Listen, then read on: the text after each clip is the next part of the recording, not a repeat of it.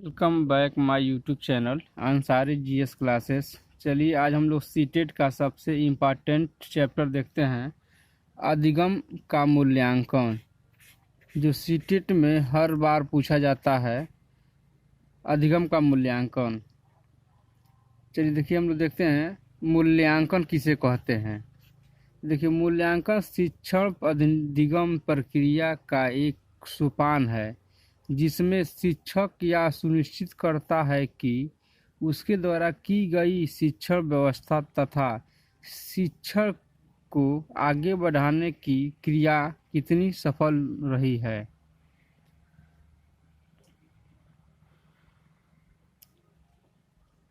अब हम लोग देखते हैं अधिगम का मूल्यांकन।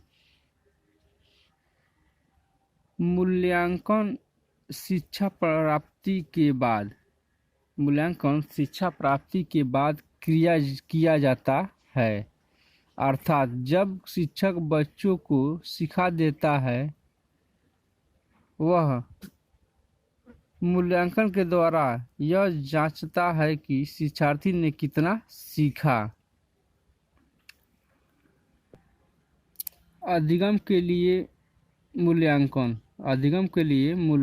देखिए, अधिगम में सीखना भी होता है, तो इसमें शिक्षक बच्चों को सिखाने के लिए बच्चों के उसे टॉपिक अवधारणा के प्रति ज्ञान का मूल्यांकन करता है। जैसे शिक्षक कक्षा के कार्य को एकत्र कराता है, उन्हें पढ़ाता है, उसके बाद बच्चों की अवधारणाओं की पूर्ति के लिए योजना बनाता है।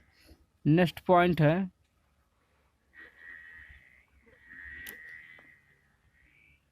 अधिगम सीखने के रूप में मूल्यांकन। देखिए अगला पॉइंट है अधिगम सीखने के रूप में मूल्यांकन।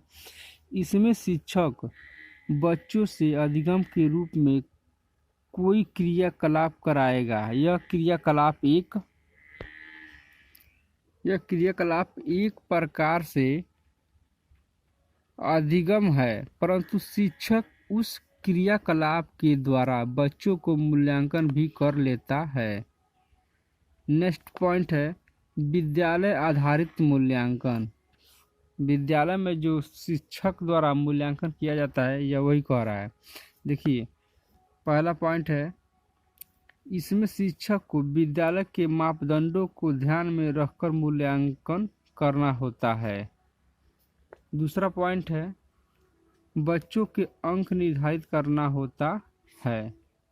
तीसरा पॉइंट है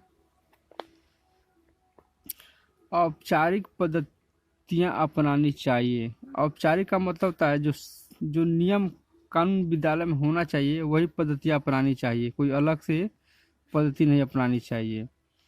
अब देखिए हम लोग देखते हैं सतत एवं व्यापक मूल्यांकन। देखिए सतत एवं व्यापक मूल्यांकन हेडिंग है।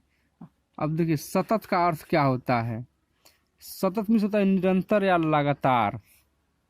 व्यापक का अर्थ है सर्वांगीण या विस्तृत, अर्थात बच्चों को निरंतर एवं सर्वांगीण विकास का अर्थात सभी क्षेत्रों का मूल्यांकन ही सतत एवं व्यापक मूल्यांकन कहलाता है।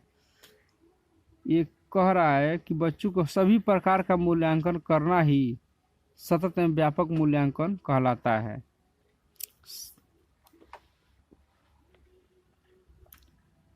सतत एवं व्यापक मूल्यांकन की विशेषताएं। देखिए सतत एवं व्यापक मूल्यांकन की विशेषताएं अब हम लोग देखते हैं। देखिए सतत व्यापक मूल्यांकन की विशेषताएं में से भी क्वेश्चन पूछा जाता है। देखिए इसमें पहला पॉइंट पाठ्यक्रम कुल अवधि, जैसे एक वर्ष के बीच बीच में बच्चों का आकलन करना। यह अवधि एक सप्ताह, एक माह, 3 माह, 6 माह हो सकती है। जैसे कह रहा बच्चों को, आप लोग देखे होंगे स्कूल में परीक्षा होता है तिमाही, छमाही, सालाना, वही यह कह रहा है मूल्यांकन के लिए। वो जो एग्जाम होता है तिमाही छमाही, वही छात्रों का मूल्यांकन होता है। इसमें शिक्षक छात्रों का मूल्यांकन करता है। ये पॉइंट यही कह रहा है। नेक्स्ट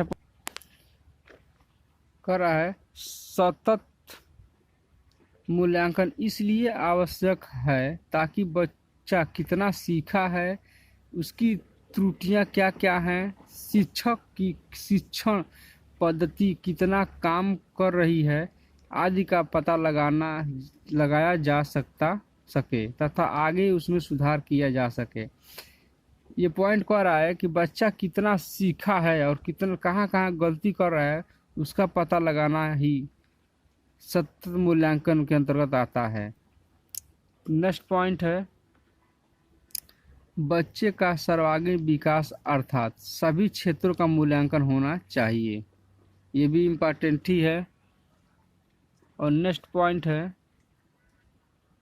सतत एवं व्यापक मूल्यांकन में बच्चे की बुद्धि, रुचि, शिक्षा का स्तर, सीखने का तरीका, कार्य करने की क्षमता, सामाजिक विकास, संज्ञानात्मक विकास, भाषा विकास, तार्किक क्षमता, आर्थिक सामाजिक स्तर, पृष्ठभूमि आदि सब कुछ सम्मिलित किया जाता है।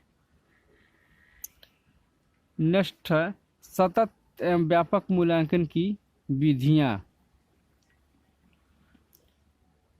देखिए सतत एवं व्यापक मूल्यांकन किस तरह किया जा सकता है वही कह रहा है ये।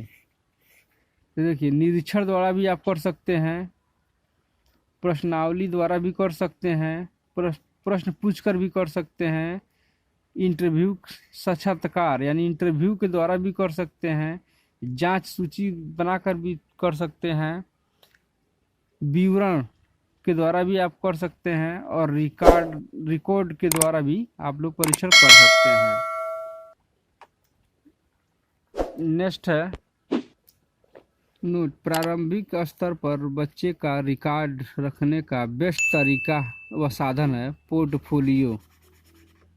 प्रारंभिक स्तर पर बच्चों का रिकॉर्ड रखने का बेस्ट तरीका व साधन होता है पोर्टफोलियो। आज के लिए इतना ही। अगर वीडियो आप लोग को अच्छा लगा हो तो चैनल को लाइक, सब्सक्राइब तथा शेयर जरूर कीजिए। धन्यवाद।